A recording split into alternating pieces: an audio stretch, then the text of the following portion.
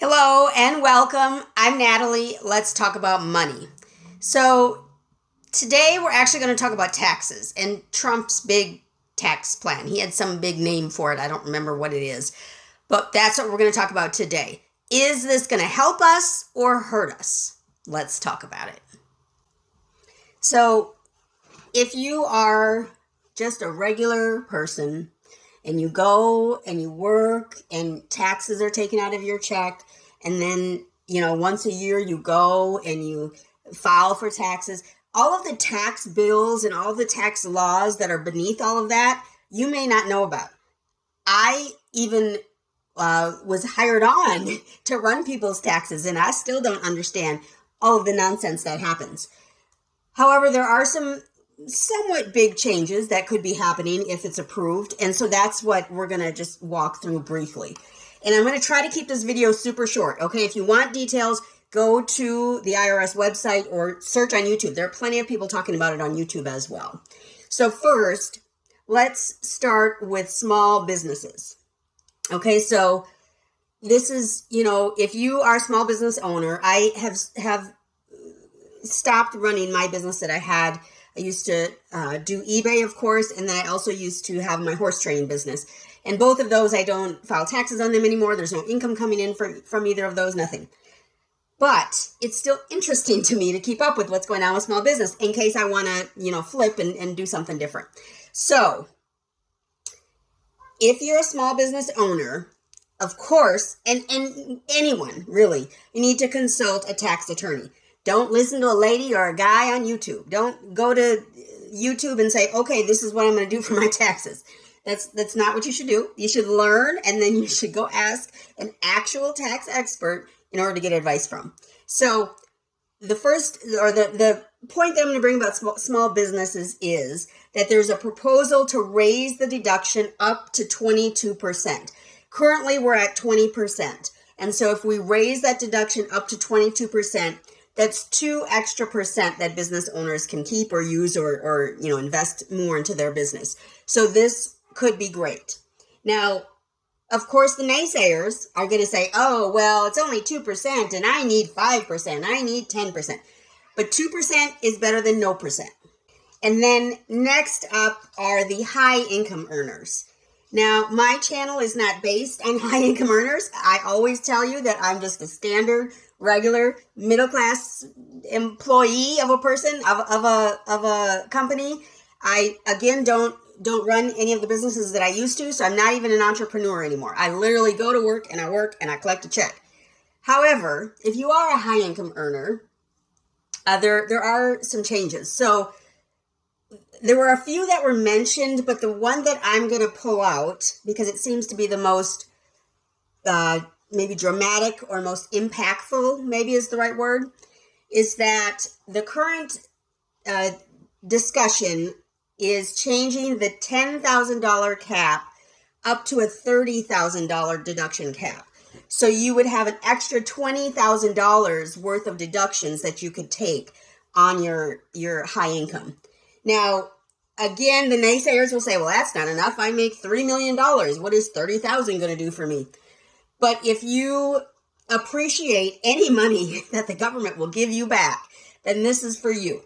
Because remember, they can keep it at $10,000 and it is what it is. The raising it to $30,000 can be quite helpful, and obviously is giving you an extra $20,000 worth of deductions that you can then use for whatever.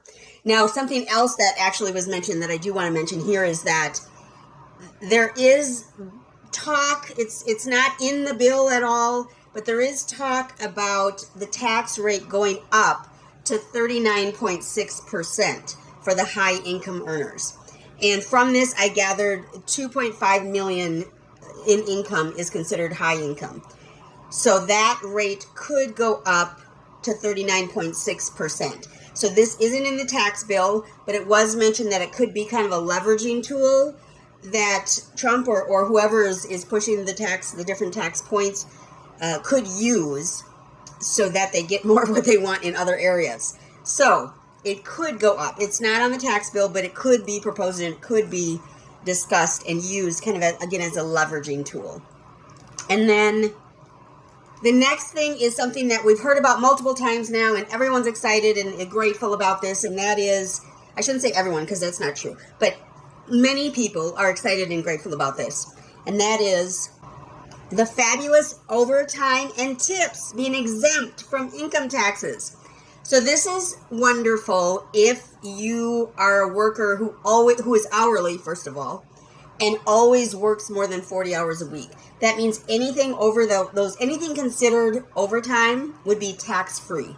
That would be wonderful, because when you make an extra $200 or $500 or $800 a check, not having tax on that would be delightful. It would be extra money in your pocket. I have never been a server, so I don't know about tips. I know that servers typically get tips that's their income, right? That's their income. They get a very base level rate in terms of being there for like an hourly rate of, I don't know, last time I looked, that was 5-10 years ago, it was like $2.41 an hour or something. And then it's expected that you're going to live off of your tips. So not having taxes on those tips would be, I imagine, pretty fabulous for those people who are earning tips and working in jobs that earn tips.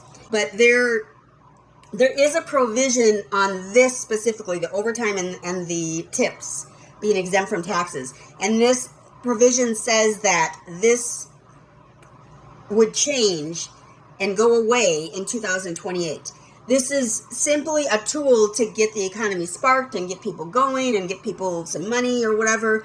But it is, if this were approved, it is said that it will end in 2028. I believe it had already gotten approval, and they're doing, whatever the last steps are. I'm not for sure.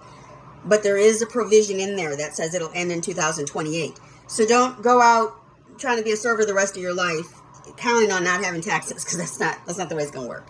Because the United States wants the tax money, of course, from every person possible. So it's not going to be an ongoing change. And then finally is our individual deductions. So whether you file jointly with a spouse or you file single, there are some changes that could be happening there.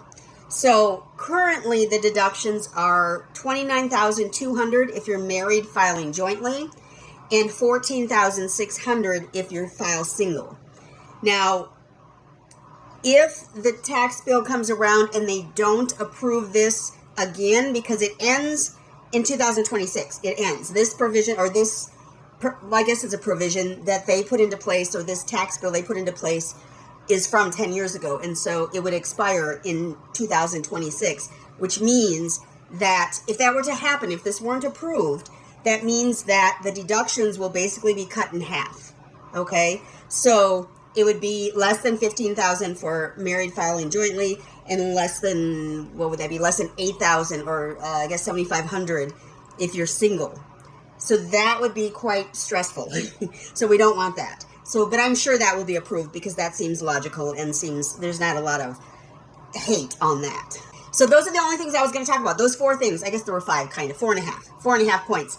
So I encourage you to go to the irs.gov, go visit a tax professional, go visit a tax attorney if you have a business or make, a high income, and make sure that whatever is changing, you are aware of, and you can make whatever changes you might need to make to take advantage of as many tax breaks as you can get.